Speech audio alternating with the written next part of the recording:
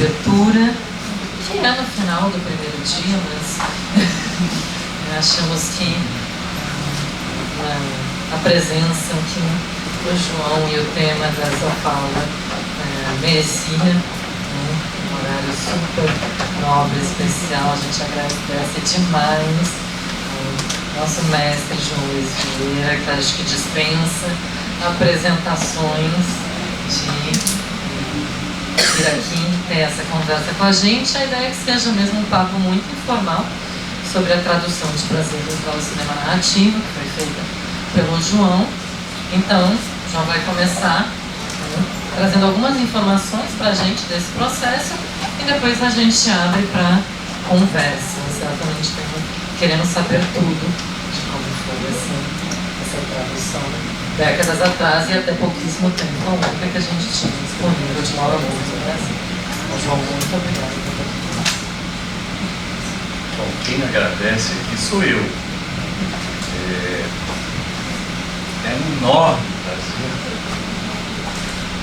voltar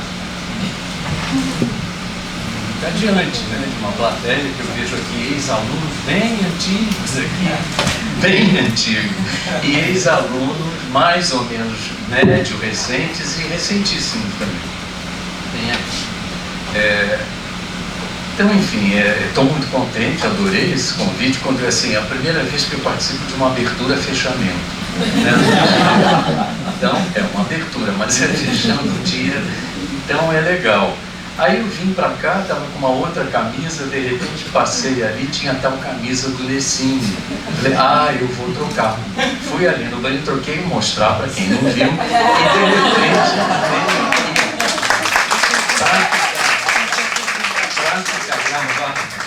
tem aqui uma camiseta homenagem que é apenas o máximo. Eu não tinha.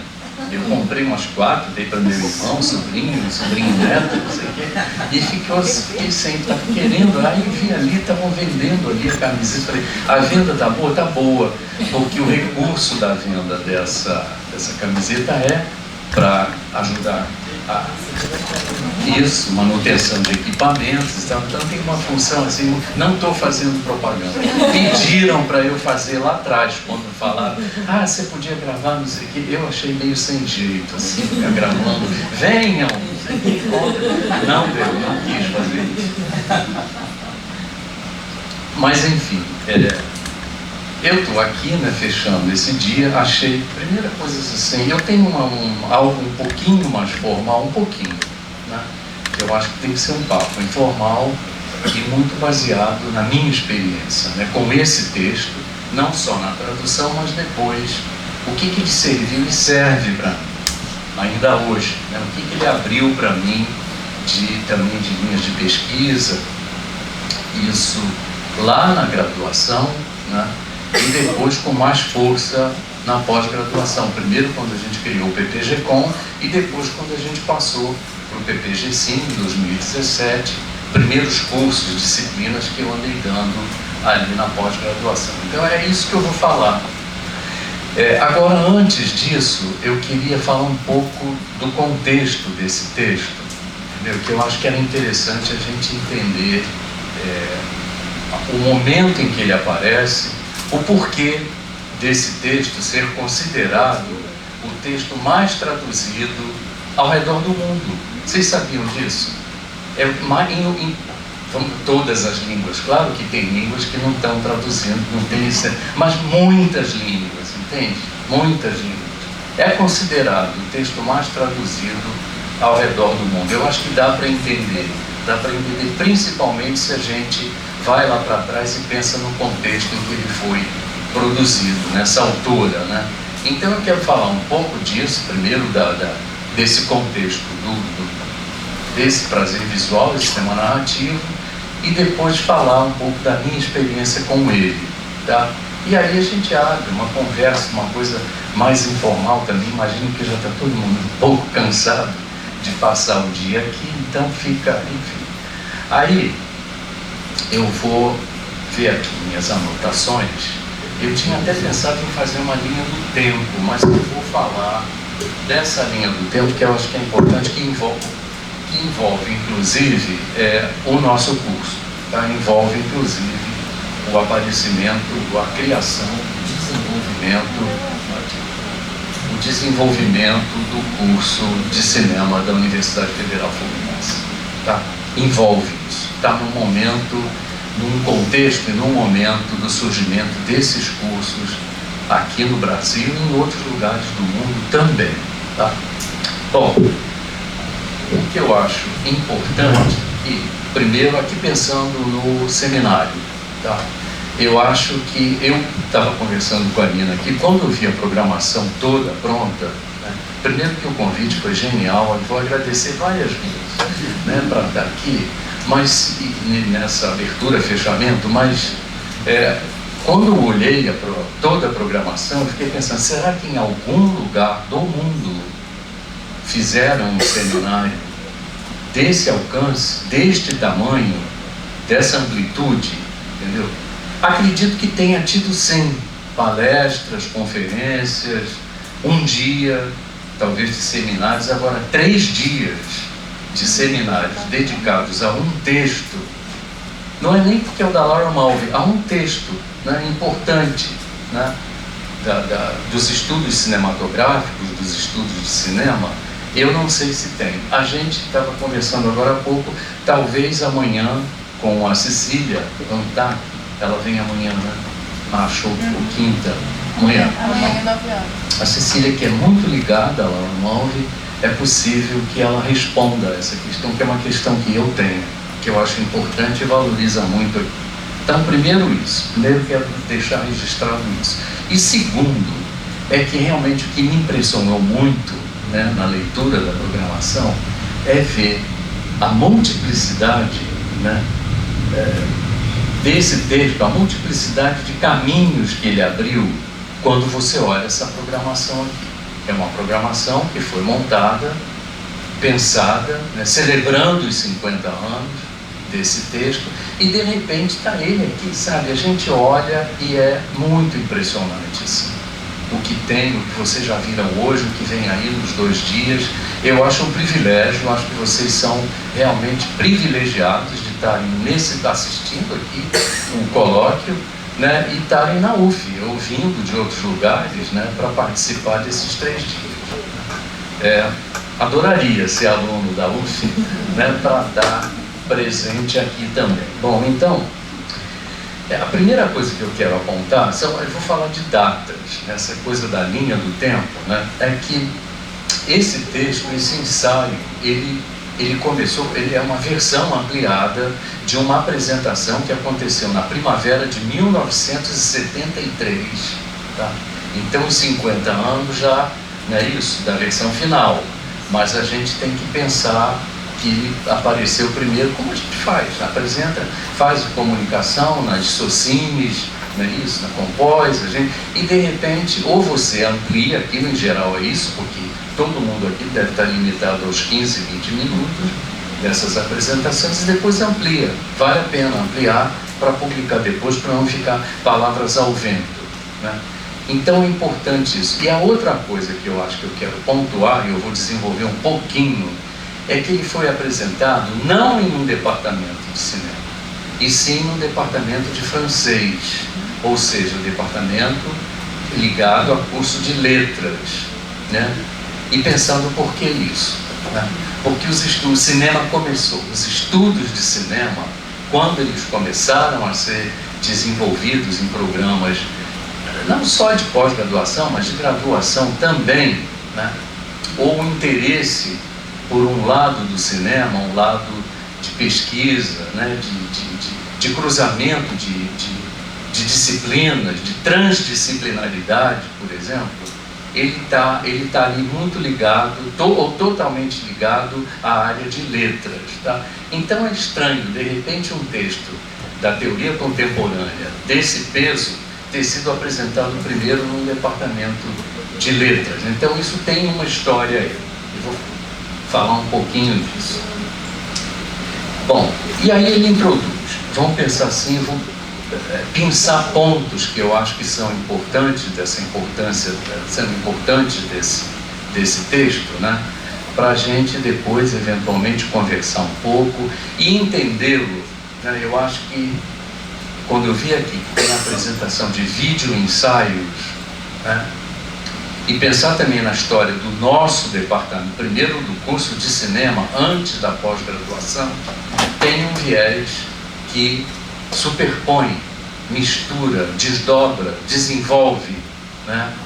E deixa muito claro que uma teoria é tão importante quanto uma prática, tá? Ou também que não existe nada mais prático do que uma boa teoria, sabe? Eu gosto dessa frase, dessa formulação, e eu acredito nela. Então, quando a gente vê aqui os vídeo-ensaios, né, isso está claro aqui também. É um outro conceito que ficou claro, tá? E que envolve não só, né, esse pensamento, a articulação de pensamento de uma teoria, como também a realização prática. E aí, senão vai ficar... Isso tem acontecido, não? Antes? Ou só eu que estou muito... É ruim isso, fica esse barulhinho chato. Mas, enfim, ele introduz o texto num nível muito, sabe, alto, eu diria, né, nos estudos de cinema. Aqui eu já estou falando da área na qual eu fiz minha pós-graduação, meu doutorado, estudos de cinema. Ele vai introduzir questões, claro, todo mundo conhece o texto, imagino que sim, né? O pessoal que estudou comigo ali na graduação, é bibliografia obrigatória de todo mundo, né? Tem um conjunto de textos que todo curso de primeiro semestre, né, que tem que ver. Então vocês já leram, sabem do que a gente está falando. Mas ele introduz questões, resumindo, sobre diferenciação sexual. Diferenciação sexual que controla imagens, né, formas eróticas do olhar e controla o espetáculo. Eu estou falando aqui palavras da própria Laura Mulvey, tá? E vai partir de quê? Da psicanálise, tá? Da psicanálise.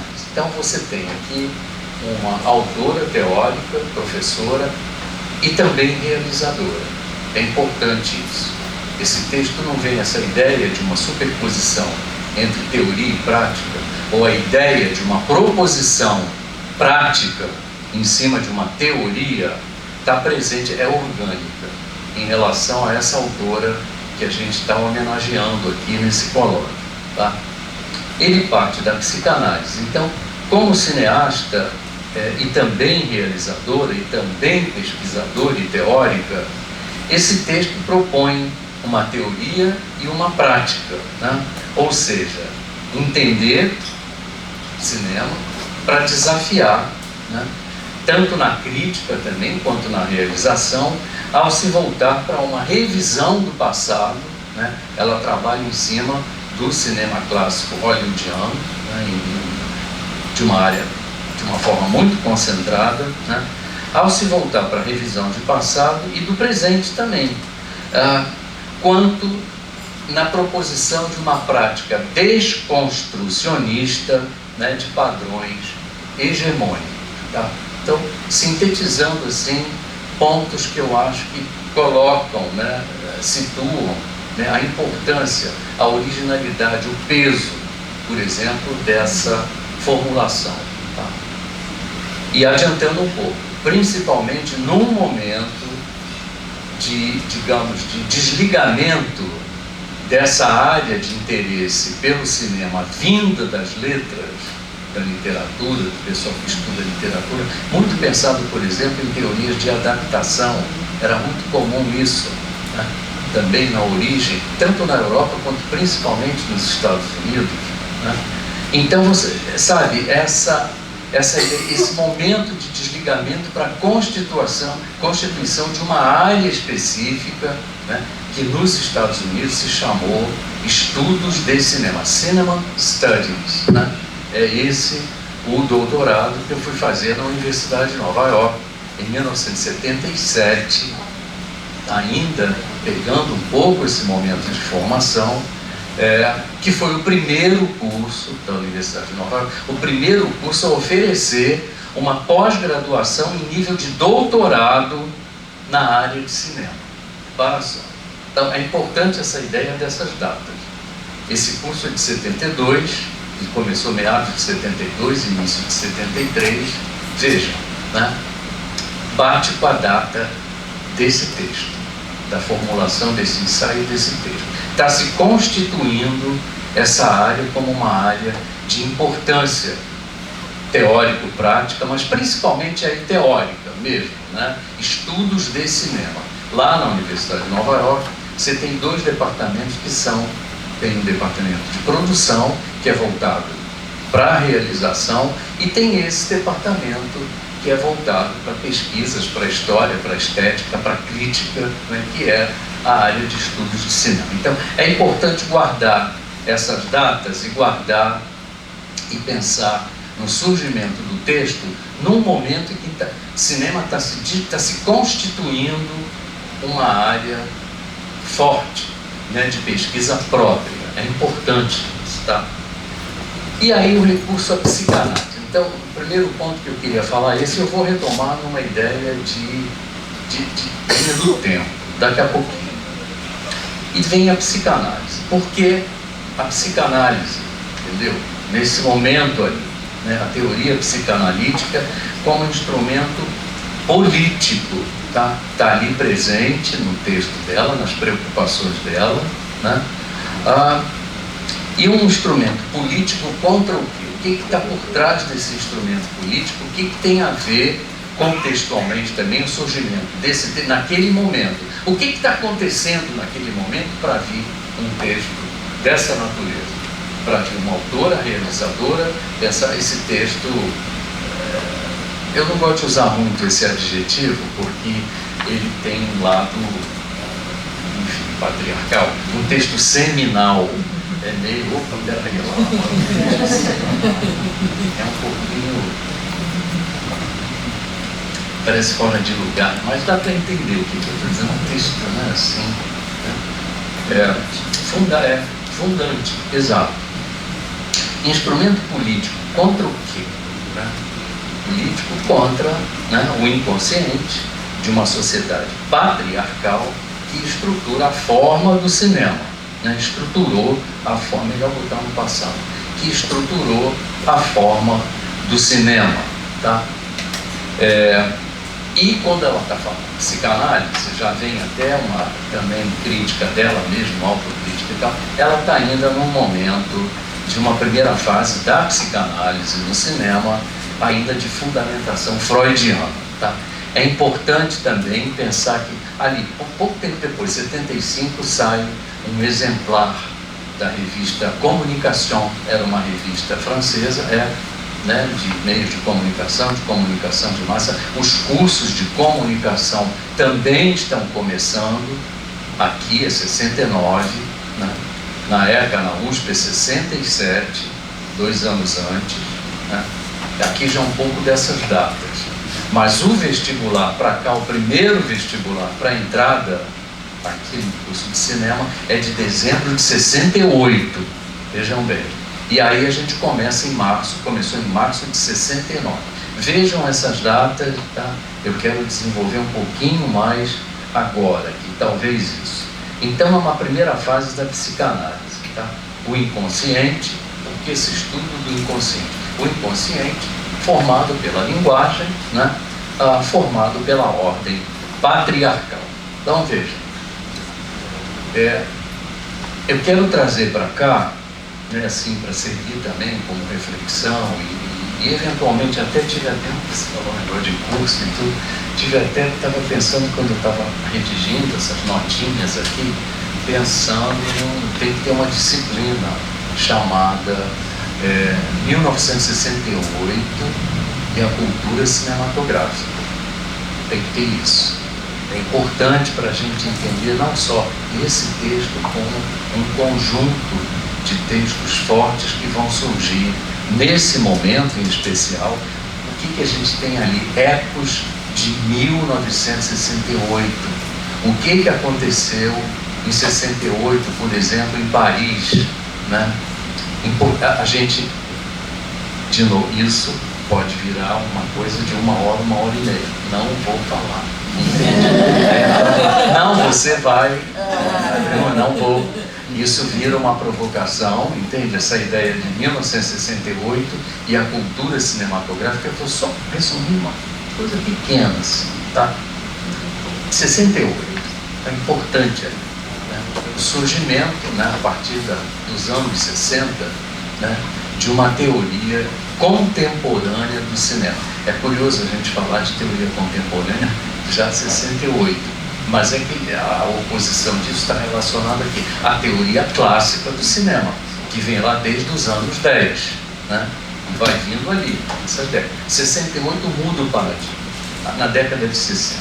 Em 68 é um marco. É um marco, a gente falou de inconsciente aqui, um inconsciente formado, né, o inconsciente da sociedade patriarcal. Por que isso? Entende? Por quê? 68, ecos de 1968, a Revolução Estudantil, né? As discussões, por exemplo, em torno da ideia formulada nesse momento ali também, dos AIE, aparelhos ideológicos do Estado. Uma formulação importante, muito importante. Eu estou colocando coisas, acredito que muita gente aqui está tendo essa referência, ou sabe para onde a gente está caminhando, né? Althusser, por exemplo, Michel Foucault, enfim, sabe, um grupo importante ali, onde disciplinas como marxismo, como história, marxismo, a psicanálise e a semiologia por trás da formulação desses cursos de comunicação, do qual o nosso surgiu, nesse momento também, o momento de reverberação dessas ideias, entende? Essas três disciplinas, elas se unem enquanto uma espécie de frente de ataque, né, aos aparelhos ideológicos do Estado, AIE, dos quais o cinema hegemônico é considerado um aparelho ideológico do Estado. Repare, aí puxa esse fio, né, dessa crítica, dessa posição. O que está por trás disso? É muito marcado, uma coisa assim naquela época, ou parece, me lembra um pouco às vezes o que está acontecendo hoje também. Ou é aquilo, ou é isso. Tem muito, né? Uma divisão muito clara, onde o que está por trás desse ataque é o cinema hollywoodiano, é o cinema dominante, é o cinema hegemônico, né? E suas formas, e seus filmes, enfim. Então, repara, isso é 68, 69, 70, 71, 72, 73, quando surge esse texto. Esse texto não surge do nada, isso não vem da noite para o dia, isso não é fruto da genialidade de uma autora, sabe? Ela está respondendo a uma necessidade, a um momento de reflexão, ela está respondendo a um momento e a uma intenção política, uma intenção como realizadora de fazer uma espécie de um contra-cinema. Como hoje a gente fala de contra-arquivo, é uma noção mais recente que está surgindo hoje na academia nos nossos estudos, contra-arquivo. Ali você tem uma ideia de algo que vai contra a essa ideologia, a esse cinema dominante. Nessa época é tudo também muito generalizado, também, né?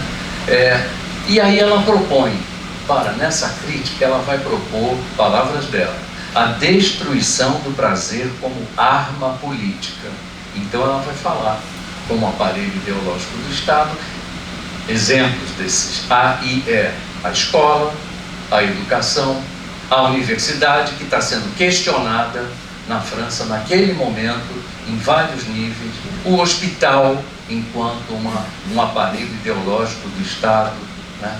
O cinema dominante, o cinema hegemônico, enfim. Aí ela vai propor isso, né? E é curioso que quando ela fala de avanços tecnológicos ali em 73, não tinha isso aqui, não tinha o digital, não tinha... Ela está falando ainda da película analógica, do cinema.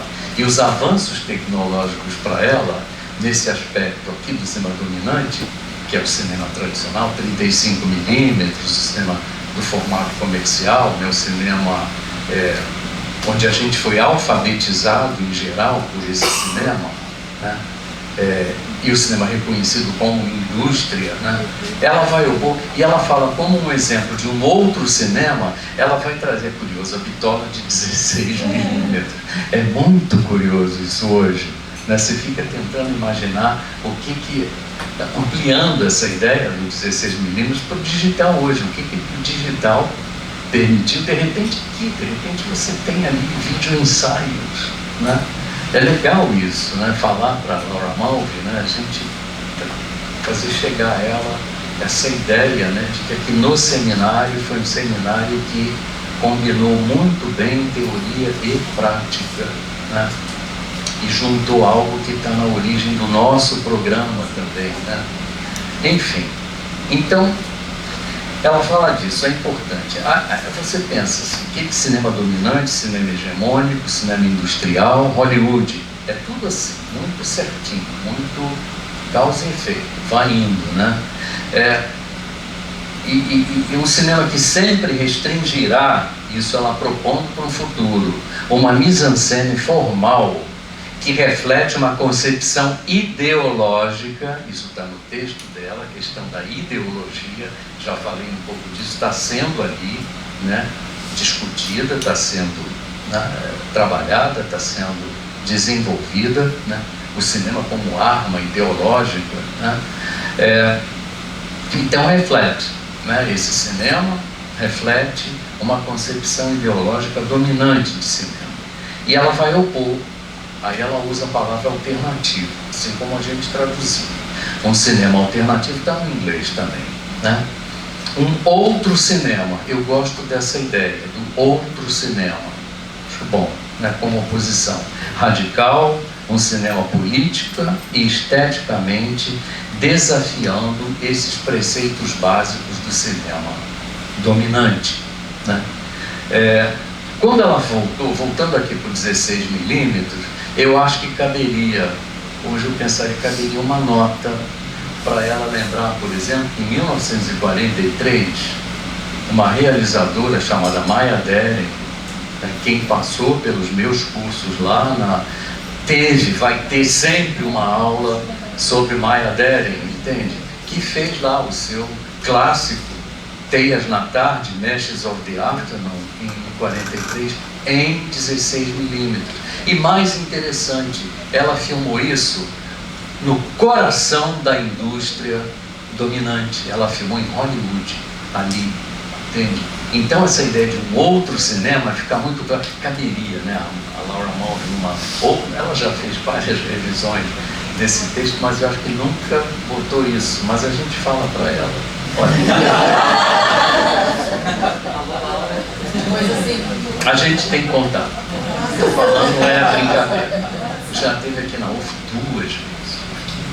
Aqui não, lá na Vilela. 2 vezes. Depois a gente pode falar. Precisa. A gente, depois eu conto uma história que tem a ver com o negócio do tempo. Essa chuva que caiu aqui, por acaso, choveu agora também. Mas enfim, um outro cinema, né? Essa ideia de um outro cinema. Essa ideia dessa oposição, agora, é uma das coisas que eu vou falar muito da minha experiência, do porquê, inclusive eu estou aqui, porquê que esse texto foi importante e é importante para mim ainda hoje, né? Essa ideia de um outro cinema me ajudou muito a articular um programa para essa disciplina, a Introdução à Linguagem e Teoria do Cinema, que era a disciplina que eu fui o titular dela durante 43 anos que eu trabalhei aqui nessa universidade, né? Então, ajudou muito a pensar uma forma muito de oposição, mas didaticamente era interessante, porque a gente é formado por esse cinema, a gente foi alfabetizado pelo cinema de Hollywood, o cinema que a gente viu nos cinemas e, em geral, na televisão. Quem está vendo o filme hoje, pega a programação da televisão, pega a sessão da tarde, pega aquela da noite, das segundas-feiras, enfim, domingo maior, o domingo você vai ver que raramente você vê algo que não seja nessa linha. Então a oposição, assim, por mais que a gente questione essa ideia de uma divisão, né? Sempre lembrando, né? Hoje não, já tem tempo que a gente questiona essas divisões, mas ela ajuda a gente a pensar, é fácil você pensar num programa em que você coloque aqui e ali, você vai cotejando essas expressões, né? Esses que eu estou a te chamar de desejos de cinema. Sempre gosto de falar isso, né? Essa expressão, eu gosto dela. Mas ela diz também, isso acho importante deixar pontuado aqui, ela diz que não é uma rejeição moralista, e sim para chamar a atenção para o modo como estou citando Maya Deren, tá? Desculpem, a Laura Mulvey, como as preocupações formais desse cinema refletem as obsessões psíquicas da sociedade que produz esse cinema, né? Então vem aqui a obsessão, essa ideia da psicanálise, a gente promover enquanto crítico, enquanto realizador, uma espécie de autoanálise, para a gente entender até onde esse cinema nos construiu e ainda nos constrói, e até onde a gente pode pensar alternativas para ele, ou pelo menos está muito consciente disso, né? Dessa questão ideológica, da forma, que voz é essa que está passando por mim agora, que passa por vocês, de onde vem essa voz, entende? Para a gente entender isso num processo de autoanálise, tanto na escrita, na vida, na pesquisa, na realização, etc. Tá? Então é importante isso, né? Então as obsessões psíquicas da sociedade que produz esse cinema dominante, e aí ela propõe a ideia de novo da prática, né? Joga essa utopia, eu até isso estou falando hoje, né?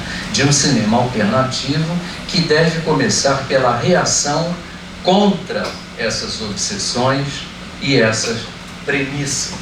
E aí parte para a parte principal do texto, né, que é da análise mesmo, da observação de filmes, onde ela vai se concentrar a ideia do prazer visual e cinema narrativo. O prazer visual é uma codificação do erótico, né, o lugar, e aí na codificação do erótico o lugar ocupado pela mulher.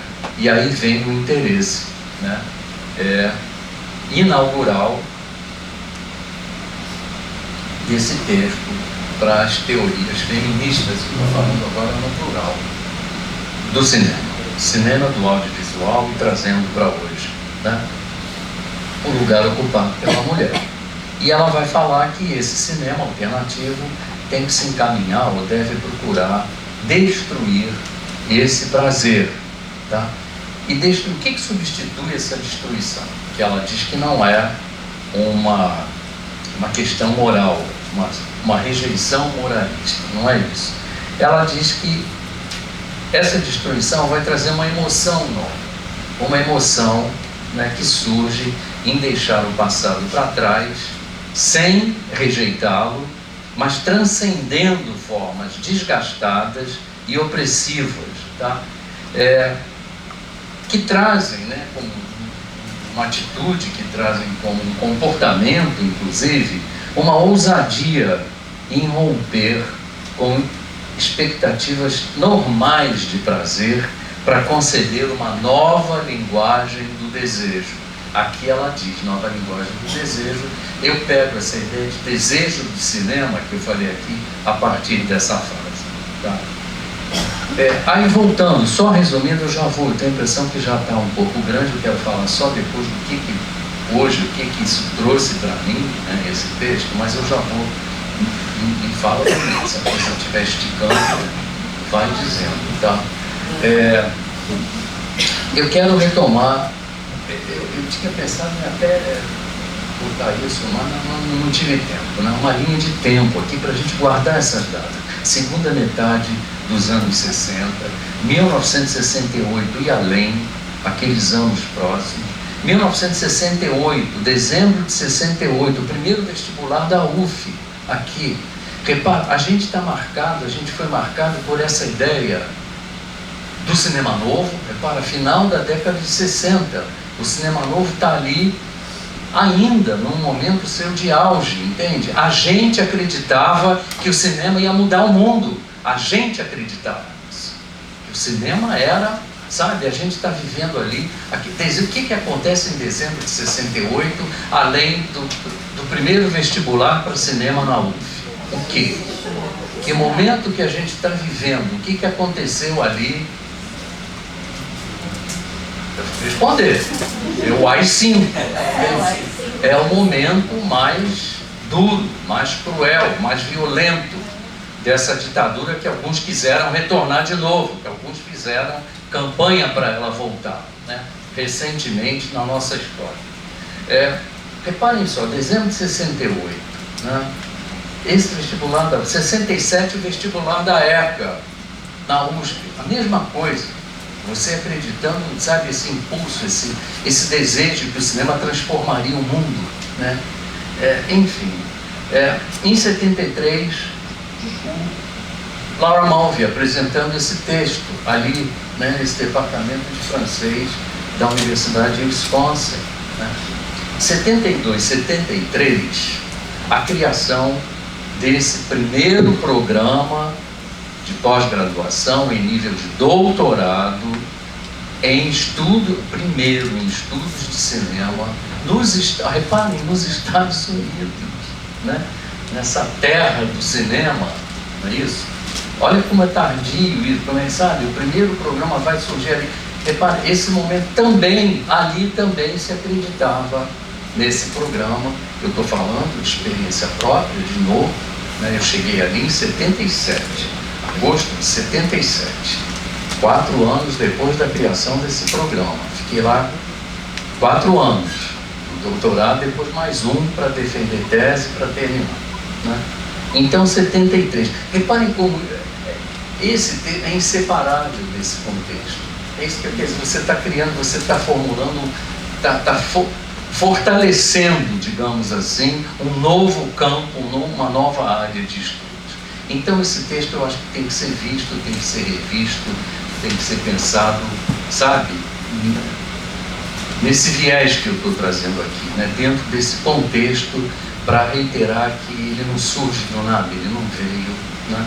Enfim, junto a essas preocupações a gente pode acrescentar outras. Esse momento radical, ele vai, de combate a esse cinema dominante, ele vai ganhar contornos, ele vai ser mais, digamos, suavizado, entre aspas, e ele vai explodir numa série de outros interesses, feministas inclusive, né? Alguns vão ser discutidos e vão ser apresentados aqui, né? Revistas vão surgir, né? Tipo eu ia trazer um exemplar para passar aqui, não sei se alguém já viu, já pegou uma revista chamada October, em inglês, Outubro. É uma revista fundamental, essencial, que surge um pouco depois, né, desse primeiro momento, mas é uma revista politicamente muito importante e que vai trazer essa multiplicidade de interesses ao longo do tempo, né, para as teorias feministas. Tá? Em relação ao meu trabalho, né, já encaminhando para encerrar aqui. O meu trabalho, uma coisa forte que veio da teoria freudiana, que ela pegou, é a ideia de escopofilia. E a ideia do voyeurismo, né, o voyeurismo do realizador, o voyeurismo da câmera, o voyeurismo das personagens e o voyeurismo do espectador, espectatorial. Isso me interessou muito, né? A partir desse texto, uma concentração muito grande nos meus interesses sobre a formulação nesse cinema dominante, né, da linguagem do plano ponto de vista, né? Isso está, quem estudou comigo, quem passou pelas disciplinas de linguagem e teoria, tinha uma concentração nessa questão, né, onde a gente trazia assim, a importância, por exemplo, de noções como identificação, representação, do corpo espectatorial, do corpo do filme, né? Enfim, isso está dentro das minhas, e esse texto foi fundamental, né? A câmera, né, o olhar da câmera, o sentido de separação, por exemplo, entre o filme e os espectadores dentro de uma penumbra, né, de projeção de uma situação ideal de cinema, onde parte dessas teorias não foi pensada no streaming, não foi pensada na situação contemporânea que a gente está, mas ainda tendo a sala de cinema, né, como sendo, ela centralizada como sendo o local ideal dessa experiência, né, que nomeia esse livro, né, onde esse texto surgiu aqui em português pela primeira vez, né. Pensar, por exemplo, me ajudou muito a pensar na espectatorialidade voyeurista, né. A sala de cinema é algo que vem até hoje, interesse que eu tenho sobre sair um pouco do filme e pensar muito nessa ideia da recepção, no espaço de recepção, né? O que é você assistir um filme numa sala de aula e de repente num cinema de rua, preferencialmente, que já não tem mais, estão desaparecendo, né? As condições de projeção, a ambientação, a arquitetura, né? A decoração dos cinemas, né? Por que determinados cinemas de primeira linha, lançadores, sempre penso e gosto de dar esse exemplo do que hoje é o Teatro Riachuelo, ali na cidade, que foi o antigo Cine Palácio, né?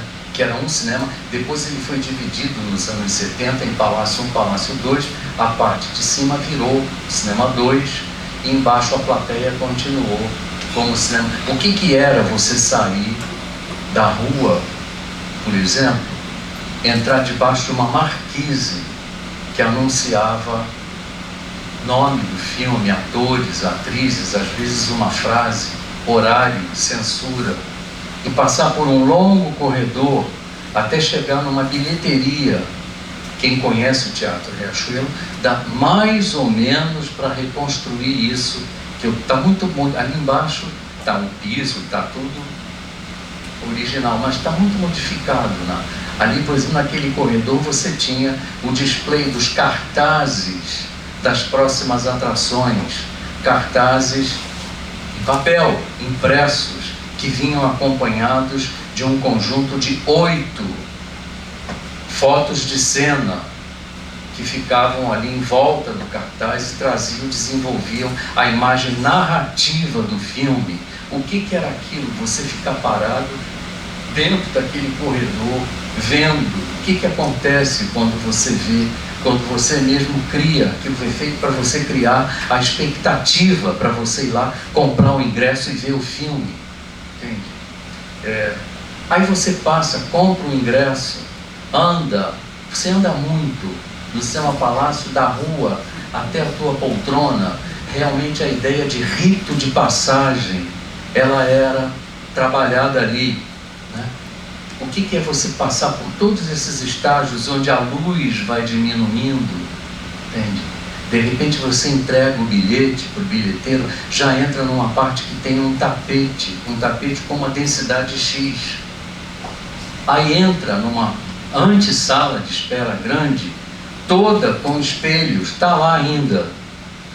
O que é aquilo? Você está esperando uma sessão de... Vou dar um exemplo de um filme que ficou 54 semanas em cartaz. Acredito que todo mundo tenha visto já, chamado A Noviça Rebelde, The Sound of Music, em 65 e 66, 54 semanas, só naquele cinema, só. Nem em Niterói tinha. Se você quisesse assistir A Noviça Rebelde, você tinha que ir para as barcas, pegar a barca, ir para a Cinelândia e entrar nesse cinema, entende? Aí você passa, a luz vai diminuindo, de repente você está ali envolvido por espelhos. O que é isso? Esperando a sessão sair, o pessoal sair. Você já está se vendo, você já está vendo projetado imagens de corpos, inclusive o teu, ali, aquilo já preparando você porque vai acontecer depois ali na tela. Você entra na sala, quem for ao Riachuelo, prestem atenção nas portas de entrada para a sala do cinema. O que você vê ali? Alguém está lembrando do que eu estou falando? Quem conhece o Riachuelo? Você tem ali duas portas que você empurra, onde você tem a forma de olho, 2 olhos, um em cada porta, uma coisa assim. E o puxador parece, de longe você tem uma espécie de um antropomorfismo, onde você vê uma cara, é uma cara, e aqueles olhinhos ali provocando você, porque a gente espectador sabe que tem algo passando ali, aquilo te provoca para olhar. Então, de repente, na própria arquitetura do cinema, você tem esse lado. Isso são coisas que me interessaram, entende? Junto com isso, as convenções narrativas, que ela analisa muito bem, né? A ilusão de um mundo que está lá dentro daquela tela para ser vivido, para ser experienciado, para ser espionado. Então, são questões que me foram trazidas pela leitura estou terminando, pela leitura desse texto e que estão aí até hoje, entende? Que tem me ajudado a continuar exatamente pensando nessa e em outras questões. Enfim, eu acho que está bom, está de bom tamanho.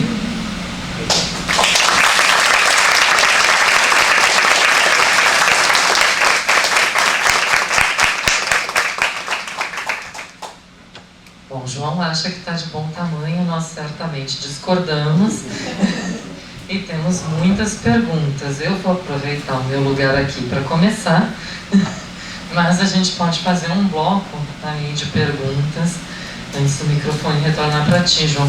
Então, pegar justamente de onde tu parou, né, do quanto esse texto te ajudou, e pedir para tu nos contar como que tu conhece esse texto, quando que tu conhece esse texto, como que foi esse teu primeiro encontro com o texto e também o convite para ser um tradutor desse texto. Como é que acontece isso? Em 2 momentos diferentes, próximos? São 2 momentos diferentes, né? Eu tive contato com ele já enquanto aluno desse doutorado em inglês, o livro, o texto. Já era um texto que começou a ser antologizado já quando tive acesso, já era numa antologia 77, falando de agosto, setembro de 77, quando eu comecei o meu doutorado, já era um texto obrigatório da leitura. Dois anos depois, 2 anos depois. Então, e o texto é esse impacto que a gente teve na época, que marca você, né? E aí, durante o doutorado, a Laura Malfi também foi convidada 2 vezes para dar curso. Ela ficou 1 semestre lá na NYU. A gente ficou amigo já nessa época e tal, e ela já estava começando a fazer o segundo texto depois desse, e me chamou, interessada em cinema latino-americano, não sei quem, me chamou para dar uma aula na aula dela, né? Foi muito legal, a gente ficou próximo assim naquela. Bom, eu voltei para cá em 81, depois de terminar a parte toda de cursos, e vim para cá para fazer pesquisa, né, para minha tese de doutorado. E aí eu ia ficar 1 mês, fiquei 3 meses, porque abri concurso para cá. Então fiz concurso, passei, e aí já dei aula no primeiro semestre, e depois eu já fui para defender tese. Fiquei mais 1 semestre, lá em 84, primeiro semestre de 84, para defender a minha tese. Nesse meio tempo, o professor Ismail Xavier, que é o organizador, né, dessa antologia Experiências do Cinema, já era professor da ECA, foi o primeiro brasileiro, ele foi em 75 e voltou em 77, ele ficou 2 anos só fazendo os cursos e depois apresentou tese anos depois, né? O professor Ismail Xavier, já amigo também, amigo, assim, desde janeiro de 69. Isso é uma história, mas aí não dá para contar aqui, porque é uma história grande.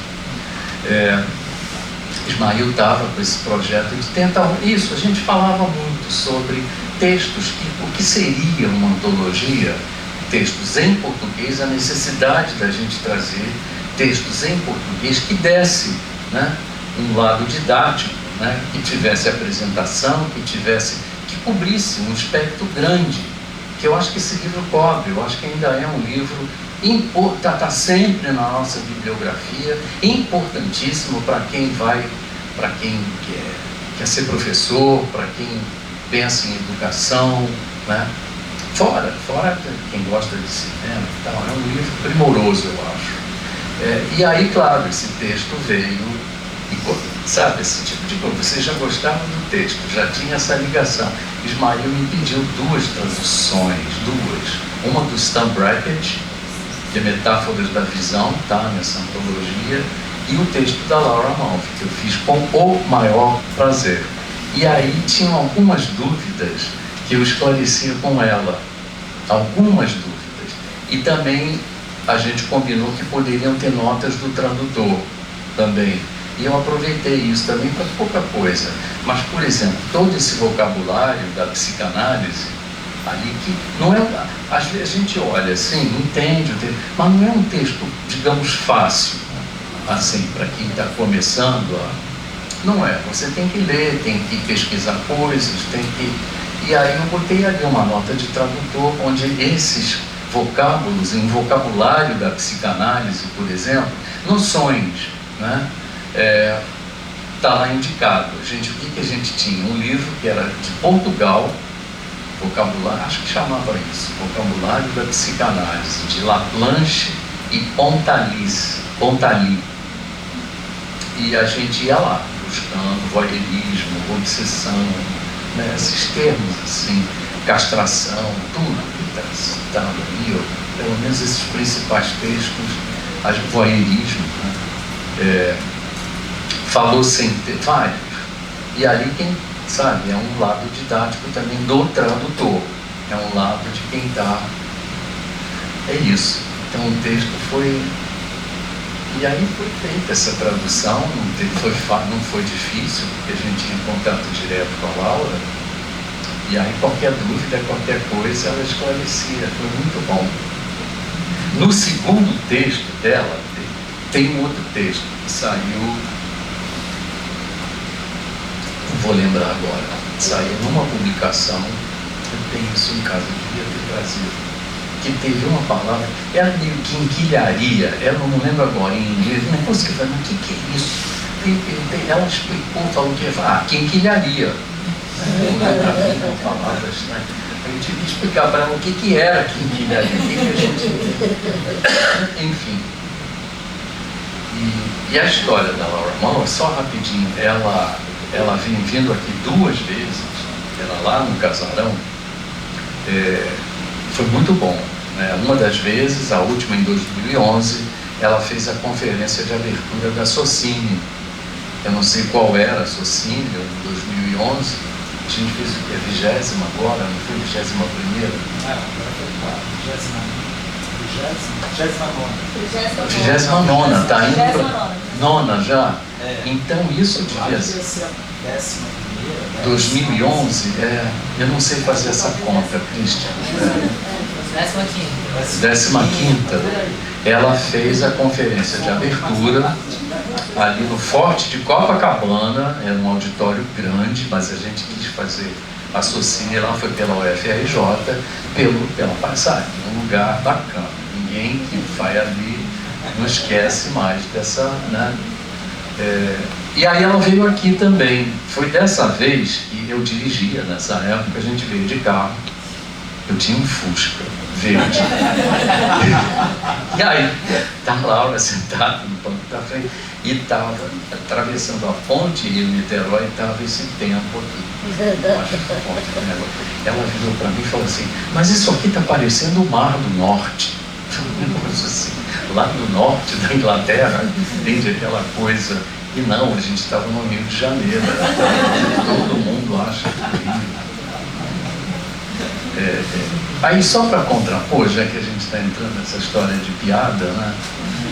Tem Anne Kaplan é uma outra teórica, uma outra também historiadora, pesquisadora também do campo feminista, veio aqui também. E aí trouxe filme, passou tudo lá no Casarão. E aí teve o almoço, não tínhamos pós-graduação, não tínhamos nada disso. De uma certa forma era até mais fácil a gente trazer pessoas de fora, tinha apoio da Fulbright, era muito bom. E aí eu vou, de dia bonito, um dia muito bonito, e aí o David já tinha um mato. Aí a Naira fala assim, uma ponta de inveja, um negócio assim, você sempre morou aqui? Falou assim, subindo ali o mato, assim, naquela paisagem. Eu disse, morei, sempre morei. Sabe, uma coisa assim, isso é arrancava. E tem uma outra, já que entrou, uma professora alemã, traz um filme anterior ao gabinete do Dr. Kamigai. Eu estava dando um curso aqui chamado Expressionismo, o Mundo de Sombras. Fui pegá-la no Santos Dumont, no mesmo Fusca, e ela era lá. Dessa vez passou no Cine Arte UF, que era 35mm, pesado. Nessa época a gente tinha que ter força para carregar latas de filmes, era assim mesmo. E ela trouxe um filme pioneiro, eu não lembro, alguma coisa da meia-noite, depois eu não vou lembrar agora. E aí estamos atravessando o ponte, dia bonito, sol, aquela coisa. Ela vira para mim e diz assim, por que vocês estão estudando expressionismo alemão? Aquela luz e tal. Aí, um mundo de sombras. Não, aí eu respondi coisa de cinema. Virei, sabe? E falei, porque ninguém é perfeito. Aí você sai com essa, sabe, essa saída. Gente, perguntas? Comentários? Filme da Aurora Leão? Da Aurora Meia-Noite? Isso. Isso aí. Eu só queria fazer um comentário, assim, que eu gostei. Assim, Vou pedir só para esperar o microfone chegar aí, como a gente está gravando.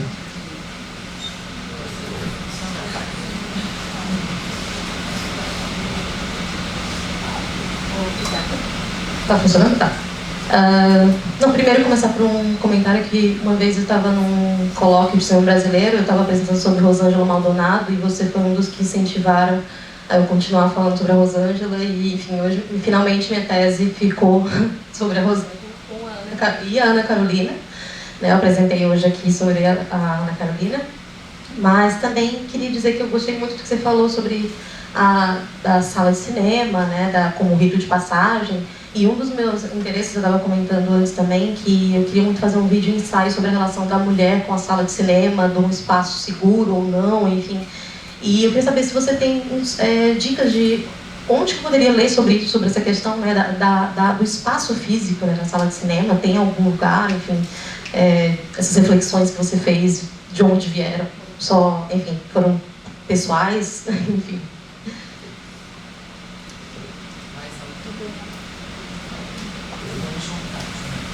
Boa noite. Não, eu queria fazer uma pergunta que o senhor falou sobre as influências da época, que era marxismo, Psicanálise e semiologia. psicanálise e semiologia. Eu queria saber o que o senhor pensa também sobre a relação do cinema e antropologia, que surgiu, acho que depois, eu não lembro agora qual foi, enfim, que começou lá. Não vou entrar na coisa. Essa é a pergunta.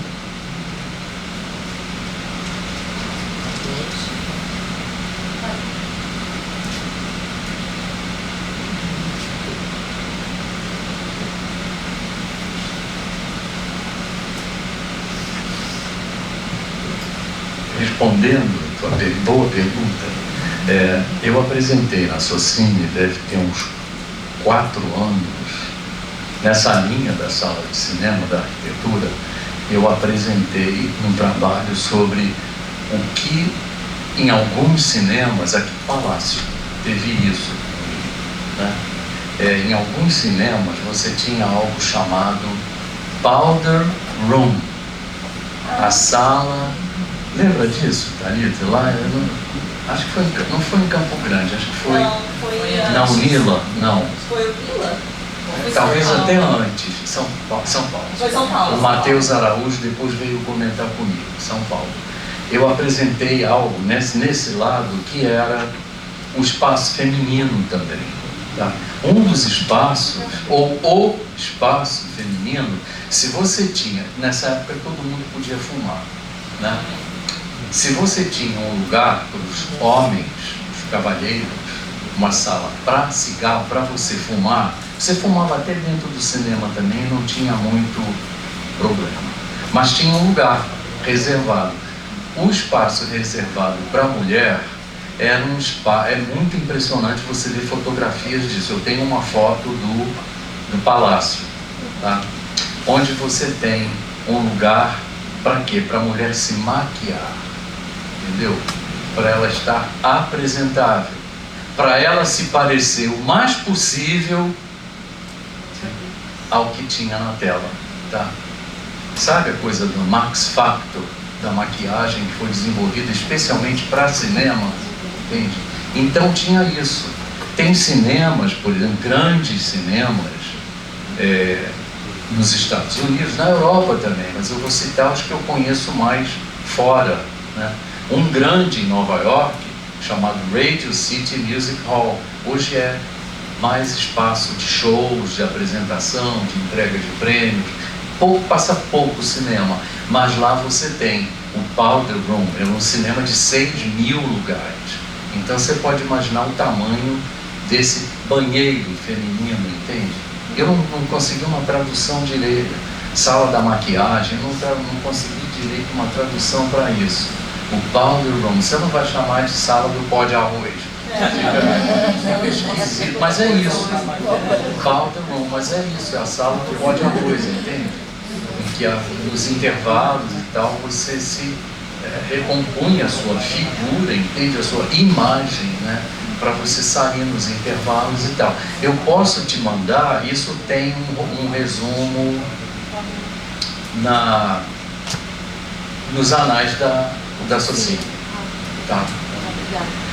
E a outra pergunta ali é o seguinte: esses desdobramentos a gente falou marxismo, psicanálise e semiologia, são três muito fortes naquele momento ali, 68, pós-68, mas essa ideia dos estudos de cinema desde o início, você vê, veio de letras, ela ampliou a importância, por exemplo, da história social do cinema, né?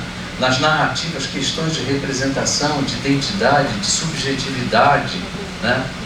De etnias, por exemplo, entrou a antropologia, entrou logo também, assim, antropologia, sociologia, economia.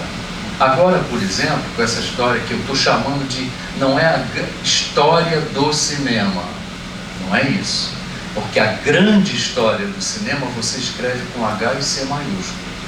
Esse campo que a gente está desenvolvendo, inclusive aqui, nesse programa, e muito bem, eu estou chamando de letra minúscula, histórias de cinemas, no plural, entendeu? Arquitetura, por exemplo, entra a arquitetura agora.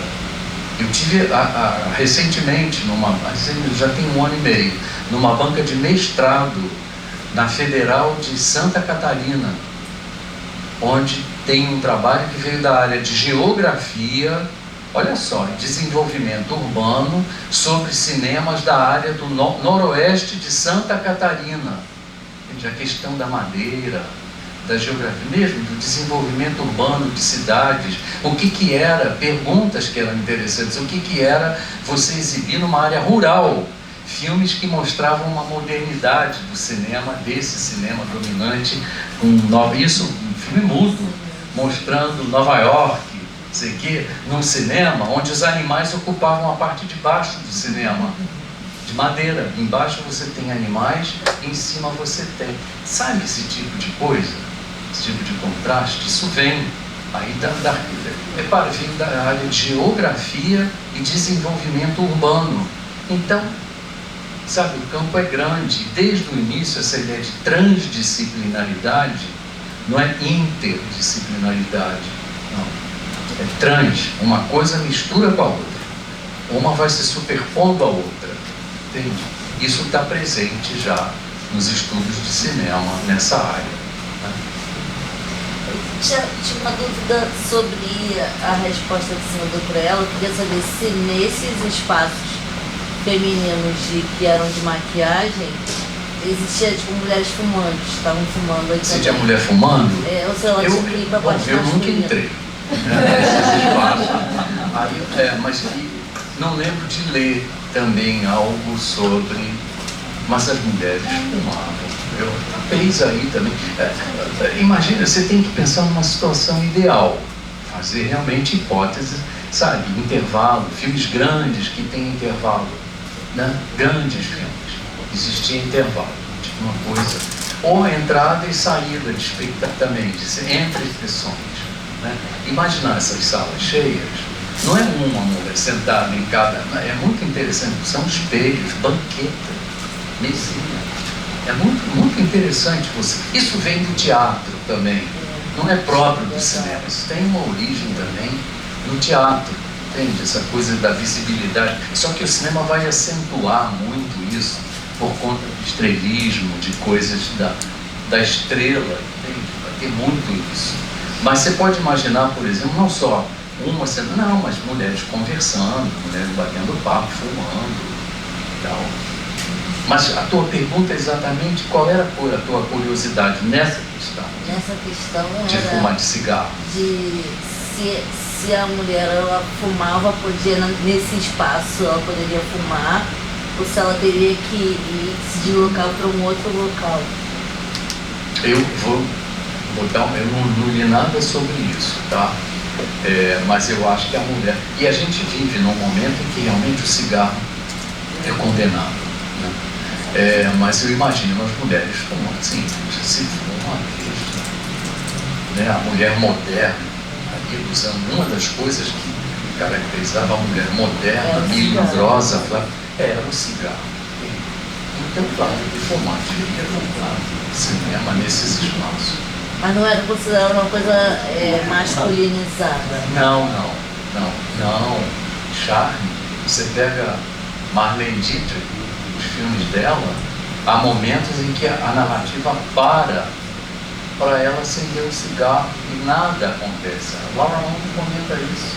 Aqui no Brasil, 1943, um filme chamado Argila, com Carmen Santos, tem um momento desses. A história para a personagem feminina fumar e aquela fumaça criar um efeito sedutor, entendeu? Que na fotografia isso ficava ainda mais valorizado, entende? O charme, a elegância, né? Da mulher independente, da mulher moderna, etc. Obrigada.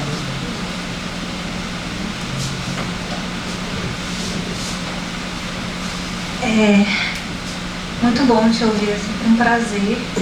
Eu queria saber, João, como que foi para você, uma experiência bem pessoal, assim, enquanto um homem pesquisador nos anos 70, traduzir esse texto, assim, como que ele te cruzou no seu olhar sobre o cinema mesmo, assim, porque a gente estava vivendo um período também com muitos textos voltados a um cinema mais hegemônico, né? Uma questão muito do olhar masculino mesmo, né? E assim, eu li esse texto, deve ter 10, 12 anos, e foi muito, e você tá falando aqui, 2013, 14, ele foi muito impactante para mim, assim, quando eu li eu fiquei, nossa, isso mudou minha percepção sobre o cinema, assim, e assim, a gente tá falando de quase 50 anos depois, né? Então eu queria saber como foi isso para você, enquanto homem também, né, pesquisador nesse período. Enfim, acho que deve ter te atravessado de diversas formas. Eu queria que você falasse um pouco sobre isso. E eu vou fazer só um complemento, mas primeiro eu vou dizer que você matou a gente de inveja aqui, né? Principalmente quem não é do Sudeste, que não estava aqui estudando cinema nessa época toda. muito bom lhe ouvir, muito obrigada, é um luxo ter esse seu relato aqui. Eu vou fazer só um complemento, assim, vai no mesmo caminho. Eu vou fazer uma pergunta, na verdade, estou fazendo um plágio de pergunta aqui, que a Renata fez na primeira aula da gente, que eu achei, ficou ressoando na minha cabeça, e aí eu vou transferir para você, que eu acho que você vai saber responder melhor do que a gente, né? Que esse texto, ele sai numa revista que é a Screen, né? Que ela tinha muitos nomes grandiosos de teóricos publicando ali homens, né? Né? E já, eu acho que como é aquele semioticista, toda vez eu esqueço o nome dele, Metz, né? Era um cara da psicanálise, né? Que publicava ali. Então, eu queria saber também nesse aspecto, o que é que você lembra, assim, como ressoou isso no mundo acadêmico, dessa chegada dessa mulher que é não apenas uma teórica, mas também uma realizadora e uma crítica de cinema, né? Eu acho que complementa aqui a pergunta da minha xará, das Maíras. É porque, João, a gente, como preparação para esse colóquio, eu e Maíra oferecemos uma disciplina, né? E, inclusive, a equipe de produção, né, do colóquio são, né, os estudantes dessa disciplina. A gente passou o semestre inteiro lendo a Laura Mulvey-Dess, né, do Prazer Visual do Cinema Narrativo, até coisas dela de menos de 10 anos atrás. Então, essa pergunta a qual a Maíra está fazendo referência aconteceu nessa disciplina, que é uma disciplina que acaba agora semana que vem, mas que aconteceu todo 2025, uma disciplina que tinha uma carga de extensão, e a extensão é justamente esse evento. Deixa eu começar pela... esse impacto foi muito grande, assim, no momento ali a gente leu isso, o pessoal já tinha lido, por exemplo, Ismael já leu ali em 74, 75, a Screen, a revista, era uma das revistas das nossas bibliografias. Esse departamento, ele é muito, ainda é, claro. Ele é muito interessante porque ele é um departamento, vamos botar assim, uma linguagem mais, sabe, talvez estereotipado, um departamento de esquerda, vamos pensar assim, é um departamento de resistência ali, inclusive com uma certa oposição até o departamento de produção, de onde saíram Spike Lee, pessoas muito boas, né, entre outros. Mas é um departamento que, por exemplo, vou te dar 2 nomes, um deles era a única mulher professora nesse departamento, onde todos eram homens. Vou falar de 2. Um que foi meu orientador, grande amigo, que é o professor Robert Stan. Eu fui o primeiro orientando dele, de doutorado. Curiosidade aqui, entre parênteses, curiosidade. E ele estava aqui no Brasil quando o meu primeiro doutorando, Leonardo Macário, apresentou o doutorado dele sobre Macunaíma no PPG-Com ainda. Então, mas sabe essa coisa que fecha e abre, entendeu? Robert Stan. Mas eu quero falar de 2 professores e principalmente de uma professora, tá? O professor, que é um nome também que marcou muito, assim, sabe essas coisas?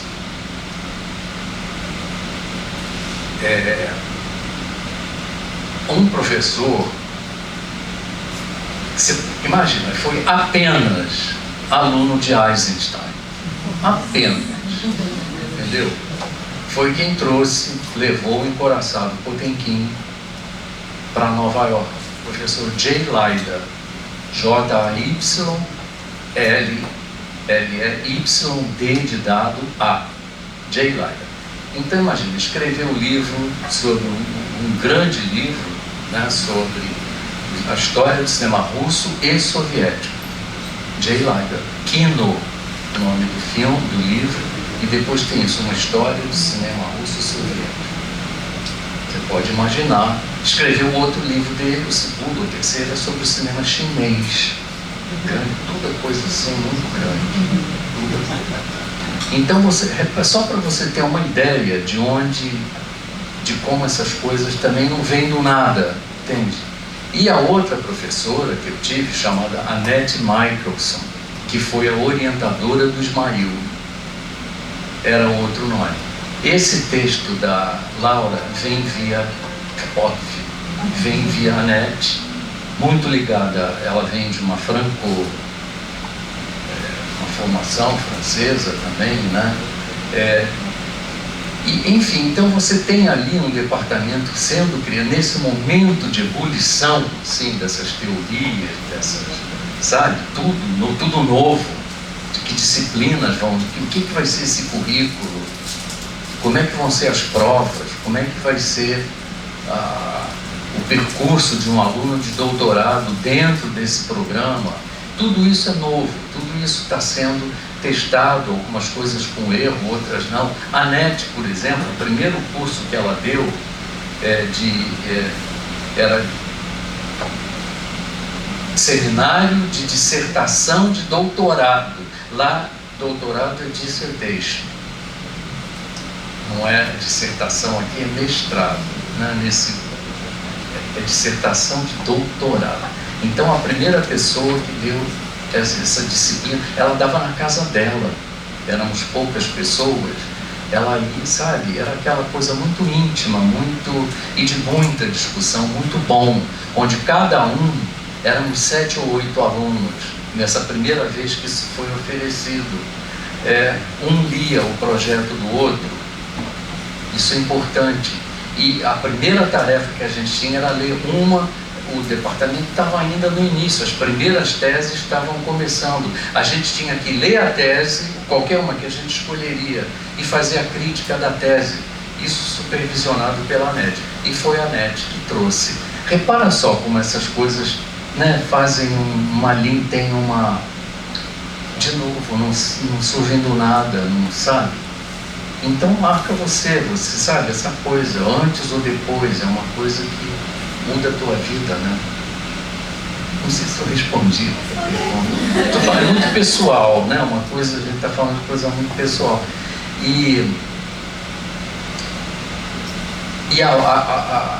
Eu acho que junta, né, uma coisa com a outra. Eu acho que, eu estou falando por mim, mas acho que todos os meus outros colegas, tínhamos muitas alunas também de doutorado. Tínhamos muitas. Muitas não, eu acho que a maioria eram homens também, mas tinha um percentual grande, né? Enfim, você sabe, você está lendo isso para uma disciplina, para uma aula.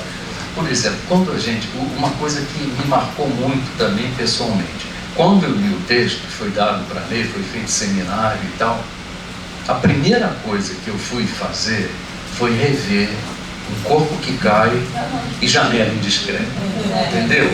Eu acho que todo mundo deve ser assim, a torcida do Flamengo deve, lendo esse texto, vai fazer essa mesma coisa, talvez.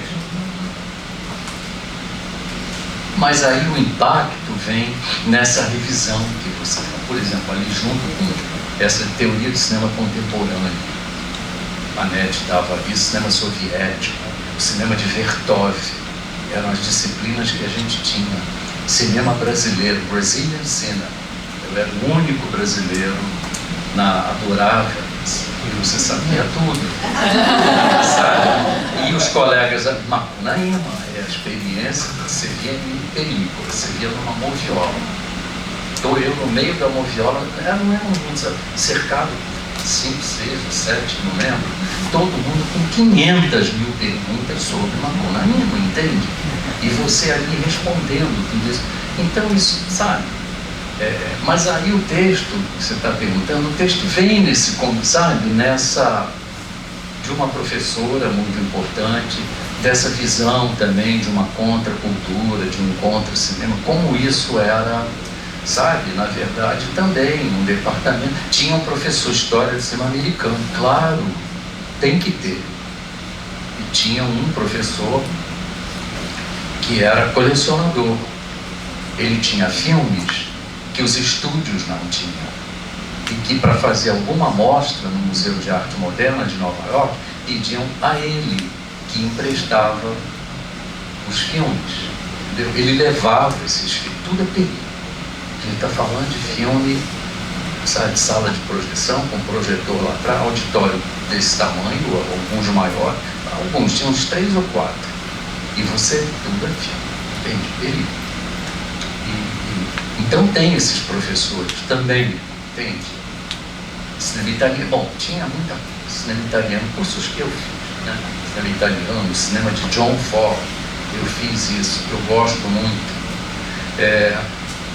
E aí vem nesse contexto, entende? Então de descoberta, de fascinação, de entendimento, e disso de você, esse texto te obriga a rever, respondendo de novo a tua pergunta.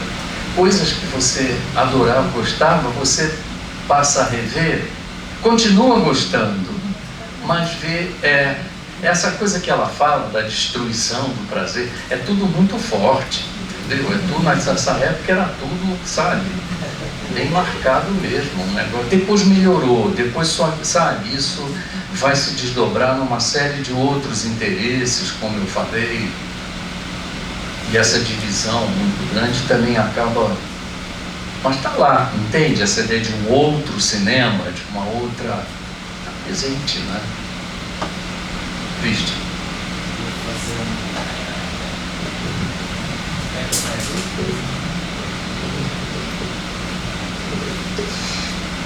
Oi, gente. Christian Borges. Sou professor da USP. Mas fui professor, fiz graduação aqui na UF e fiz com o João a disciplina no primeiro semestre de 94. Então lá se vão quase 32 anos, né, João? Então, primeiro, muito bom estar aqui, podendo ouvir você falar, contar todas essas anedotas, essas histórias que eu acho que são muito ricas, né? Da sua história e compartilhando com a gente. Mas eu me lembro que quando eu fiz sua disciplina lá em 94, a primeira aula você passava um curta da ECA, chamado AVE, um curta experimental do Paulo Sacramento, bem radical, né? Bem impressionante, sobre esse rapaz que mata uma galinha para injetar o sangue da galinha e tal. Um filme que hoje em dia, né, daria mais ainda discussão ou polêmica do que naquela época. E na sequência você passava Teias da Tarde, da Maerdere. Então era uma primeira aula bem chocante para a gente que estava começando a fazer cinema, num momento em que não se fazia cinema no Brasil, né? Que era pós fim da Embrafilme, aquele momento em que se produzia um longa por ano e tal. E aí era muito chocante, muito instigante, né? Essa disciplina começava assim. E para piorar, no meu caso, em 94, o projetor 16mm do IAX queimou assim que acabou o filme. Da Maerdere, eu acho, ou do Paulo Sacramento, um dos dois acabou, queimou o projetor. Então foi a última sessão em 16 no IAX durante muito tempo. Não sei se voltou um dia. Mas eu me lembro que ao longo do semestre, além desses filmes e muitos outros que você passava, você indicava textos para a gente ler e a gente discutia em aula, desde aqueles clássicos do Bazin até o Prazer Visual da Laura Mulvey, aquele outro sobre a voz da Marianne Doane, que também está na experiência do cinema, no final, nessa parte final. Então, mas o curioso, assim, que eu estava pensando agora enquanto ouvia você e o pessoal perguntando, é que a gente não estava no momento, né, em que essas questões todas estavam ali em pauta, digamos assim, né? Era um momento meio xoxo, meio cinza, pós-ditadura e tal, e que a coisa, enfim, não estava em pauta. Essas questões não estavam sendo discutidas, né? E aí é muito legal pensar como que você, sem ter o auxílio, né, dessa coisa no ar que a gente tem hoje, que todo mundo está mais ou menos discutindo, mais ou menos sabendo ou falando a respeito, como que você ainda assim... Então eu queria ouvir de você um pouquinho, como que você veria isso, sei lá, como que bate para você hoje, você numa época em que isso não estava, digamos, na moda, entre aspas, ainda assim você conseguiu indicar para a gente, discutir com a gente, eu acho que muitos de nós, até pela idade, pela pouca idade, né, os textos às vezes passavam um pouco batido, ou a gente demorou um pouco para entender, para cair a ficha, né, mas ao mesmo tempo você estava plantando ali sementinhas nos alunos, nas alunas da época, e que, enfim, e aí hoje em dia a gente vê como que isso reverbera, né, 50 anos depois esse texto, e mesmo a sua tradução, é um reverberando, e a gente está aqui discutindo isso. Então, eu queria dar, por um lado, um depoimento pessoal, mas, assim, saber de você como que você vê isso, porque eu achava que era vivendo hoje com distanciamento, com recuo, uma forma muito sutil e ao mesmo delicada e ao mesmo tempo fundamental, assim, né, de formar gerações e gerações de alunos que a gente ia absorvendo isso de uma maneira muito tranquila, né, e, enfim, e legal, porque aí depois quando vieram todas as pautas, todas as discussões, a gente leu lá, em 94, em 95, em 96, as turmas já tinham lido, né, a gente já tinha ouvido falar, já tinha lido esse texto, antes dele voltar com força, né, tanto tempo depois. Obrigado. Legal. Não tira o foco da pergunta dele, eu só queria que ele mencionou o filme do Sacramento, né, o Ave, ele também tem o Juvenilha, que é um filme super radical, assim como os filmes da Deborah Waldman também, né, do Paraísos Artificiais. E eu tenho curiosidade de saber por que esses curtas, né, dessa turma têm essa abordagem mais radical, mais violenta, chocante, enfim. Tem alguma coisa do contexto para falar, assim, do que eles foram feitos?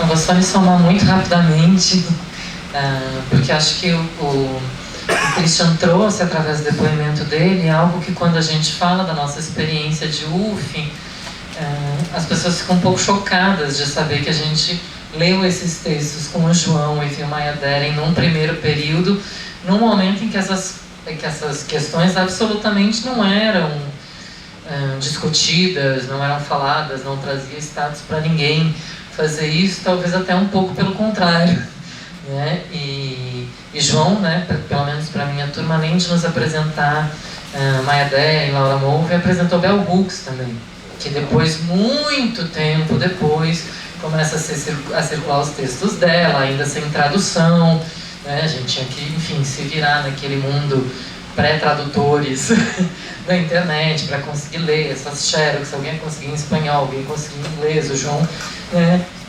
deixava nas xerox esses textos, um ia ajudando o outro, porque nas xerox, né? Porque tudo isso, essas traduções em português são muito recentes, né? Então, só para me somar também a esse depoimento, que acho que é uma coisa muito particular da UF, por ter o João nesse lugar chave, nesse lugar central do primeiro período, por conta de toda essa experiência que tu contou aqui.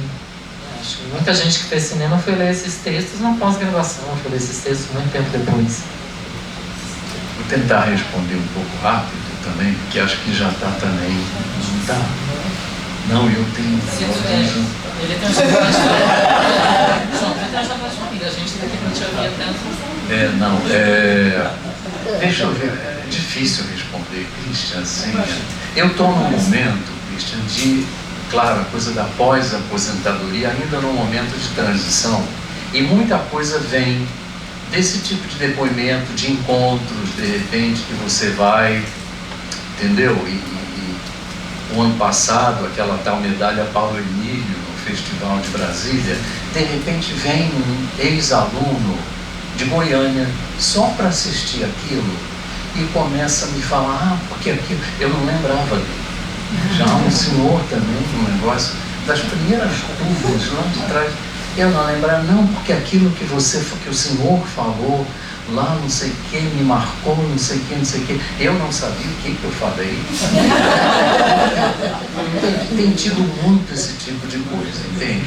Não tão articulado quanto você, mas eu estou nesse momento de uma espécie de assim, eu acho que é natural, quando a aposentadoria, de você, e aí relembrar de coisas. Uma coisa que eu não sei responder isso, mas eu acho que tem um dado importante, contextual, ali próximo de você, que é essa história da Embrafilme, de repente a gente ainda não, a retomada ainda não tinha vindo com a força que veio, com a força ali com os filmes, né? E a gente estava num momento de muito desânimo por conta de um futuro, entendeu? E ali em 90, quando eu vou responder, tentando responder o que você me perguntou, porque não é fácil, sabe?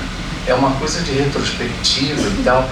E ali, em 89, eu tinha participado, ainda não tinha fechado o Embrafilme, eu tinha participado de um desses colóquios fora sobre um Congresso Internacional de Cinema Experimental, Toronto, Canadá, onde eu levei os filmes do Arthur Omar.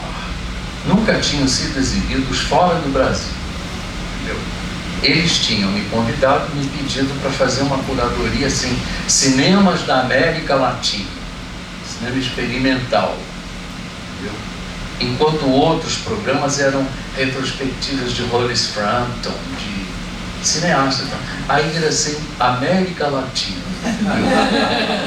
Aí você já fica de pé atrás e entendeu? Não dá para você fazer isso, porque a América Latina. Primeiro que eu não conheço direito o cinema experimental do Peru, ou do Equador. Da Venezuela eu conheço alguma coisa. Já conheci e escrevi lá para a revista Millennium sobre cinema experimental venezuelano. Mas eu falei, não, eu vou virar isso. Em vez de ser América Latina, vai ser um realizador. E foi Arthur Omar. E foi muito legal. Isso é uma experiência que também não vale a pena contar aqui, mas é muito legal.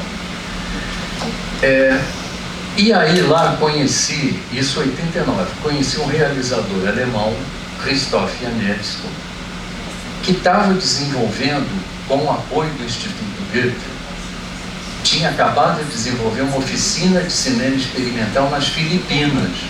Ele viu os filmes do Arthur Omar, gostou, como todo mundo gostou. O Stan Brackett, depois de ver música barroca mineira, disse que ia ter que rever a lista dos melhores documentários que ele já viu para incluir música barroca mineira. Eu conto isso, porque toda vez que o Arthur Omar encontra, ele me pede, conta essa história. Claro, entende? Brackett. Esse realizador alemão veio e eu propus para ele, vamos fazer isso na Universidade Federal do Rio de Janeiro, em Niterói? Ah, vamos, não sei o que, não sei o que. E começou, veja bem, começou essas tratativas, a gente não tinha dinheiro, tinha que ter doações, né? E a gente já tinha bom relacionamento com a Kodak, com a Rob Filmes, com a Líder, que depois virou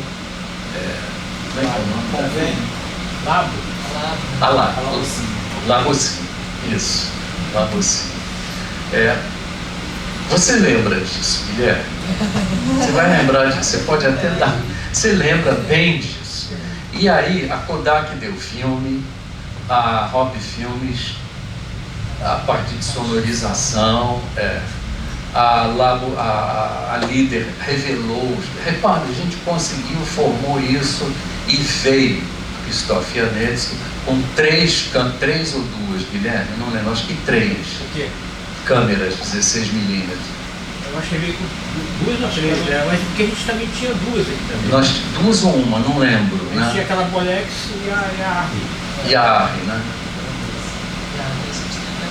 Ele veio com câmeras, passou um semestre inteiro aqui. Isso já é 90. Aí já tinha, Embrafilme já tinha acabado. Março de 90, o senhor Collor de Mello, com uma assinatura, extingue Embrafilme, Concine, enfim, aquele arraso todo. E o pessoal de cinema, os alunos, aquilo foi um banho de água fria para quem estava entrando. Imagina você entrando para fazer cinema quando o governo diz assim, acabou o cinema, não interessa o cinema. E ficou realmente um ano e meio, aquele ano de 90, pouquíssima produção, muito pouca coisa, a não ser na Universidade Federal Fluminense, onde 10 curtas, estavam sendo feitos simultaneamente. Então, se naquele momento de 90, se existia um lugar que estava fazendo cinema no Brasil, era Niterói. Entende? Então isso trouxe ânimo. Eu estou tentando responder. Isso trouxe um ânimo, uma crença no futuro, na possibilidade de um futuro profissional, entendeu? Para vários daquele grupo que estava ali. O seminário é muito interessante, essa experiência foi muito interessante, 90. Isso depois circulou por vários locais, como um programa inteiro. E agora tem aquela Paula Vieira, ela foi aluna. Bom, aí tem, desse grupo tem Rosane Svartman, Mauro Pinheiro Júnior, que é o fotógrafo de cinema Aspirinas e Urubu. São muita gente, desse grupo de gente que continuou. A Paula está querendo fazer, não só restaurar, pegar os filmes e torná-los de novo assistíveis, né? Como fazer um filme sobre essa experiência. Agora, no Festival do Rio, o Instituto Goethe promoveu um encontro naquele Talents, que foi muito legal, muito bom.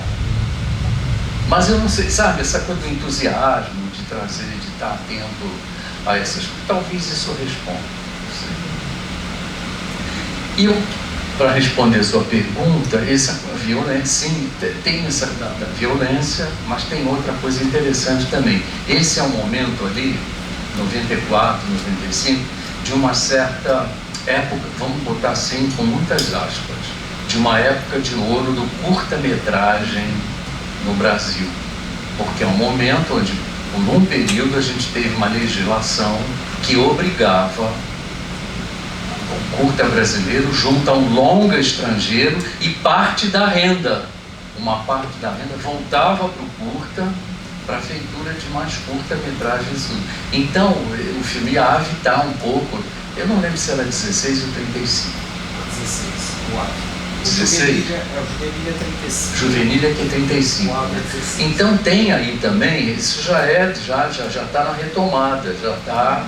o pessoal também fazendo, sabe, um apogeu, o curta-metragem estava sendo valorizado como um caminho também de profissionalização, primeiro o curta, depois o longo, algo assim, sabe? Mas tem esse lado da violência, claro, sabe, do choque, o filme, ainda hoje é um filme desconfortável, é um filme que incomoda, e eu não sei porque eu gostava de apresentar isso na primeira aula, pessoas, né? Sei, entender por quê. É tipo um ritual de passagem pra gente. Era um choque bom, assim, porque tem a ver com o que você estava falando dela, né? Essa coisa do contra-cinema, né? De você trazer alguma coisa que tem em Hollywood, apesar de você amar Hollywood também, né? Era super legal. Obrigado. Bom, gente, vamos encerrar essa nossa abertura, fechamento. Acho que não podia ter sido mais adequada ao tema do colóquio. Agradecer muito, João.